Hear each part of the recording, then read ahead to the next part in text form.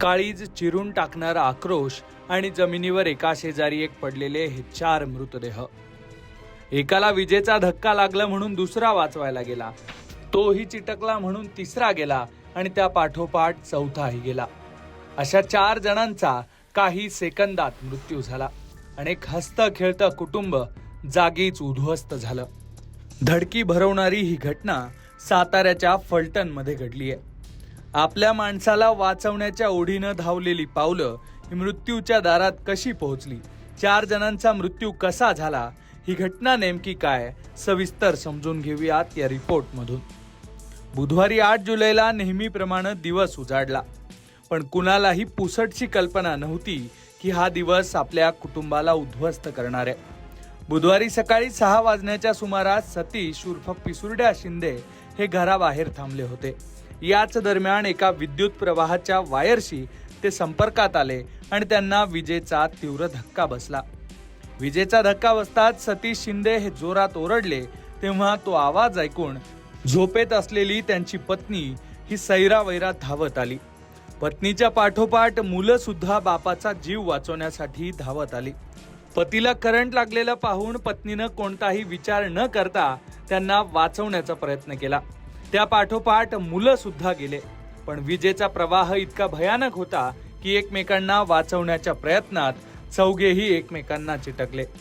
काही क्षणातच आई, वडील, तरुण मुलगा आणि मुलगी अशा 4 जणांचा तडफडून मृत्यू झाला.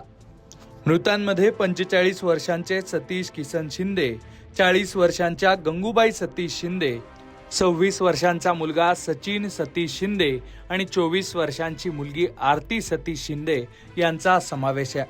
विजेच्या धक्क्यानं मृत्युमुखी पडलेलं हे शिंदे कुटुंब फलटण तालुक्यातल्या खामगावमध्ये एका खासगी इंग्रजी माध्यमाच्या शाळेजवळ वास्तव्यास होतं.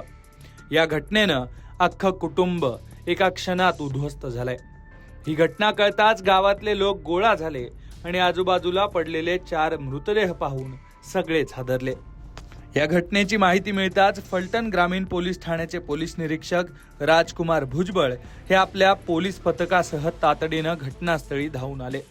पोलिसांनी घटनेची भीषणता ओळखून तातडीनं पंचनामा केला आणि मृतदेह शवविच्छेदनासाठी फलटण उपजिल्हा रुग्णालयात पाठवले.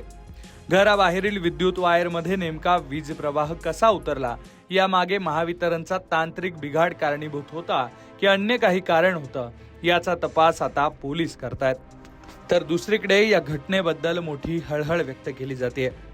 धक्कादायक म्हणजे या घटनेत मृत्यू झालेल्या चौघांनाही सोबतच अखेरचा निरोप देण्याची वेळ आली आणि हे दृश्य पाहून सगळ्यांचेच डोळे पाणावले. दुसरीकडे या प्रकरणात आता नातेवाईकांकडून लोकप्रतिनिधी आणि प्रशासनावर नाराजी व्यक्त केली जाते. या गरीब कुटुंबाच्या सांत्वनासाठी, मदतीसाठी कुठल्याही लोकप्रतिनिधीला धाव घ्यावी वाटली नाही. तसंच महावितरणच्या निष्काळजीपणामुळेच या चौघांचा बळी गेलाय असं नातेवाईकांनी म्हटलंय. त्यामुळे आता पोलीस तपासात नेमकं काय समोर येणार हे पाहणं महत्त्वाचं असणार आहे. साताऱ्याहून अजित सोनवणे, लोकमत.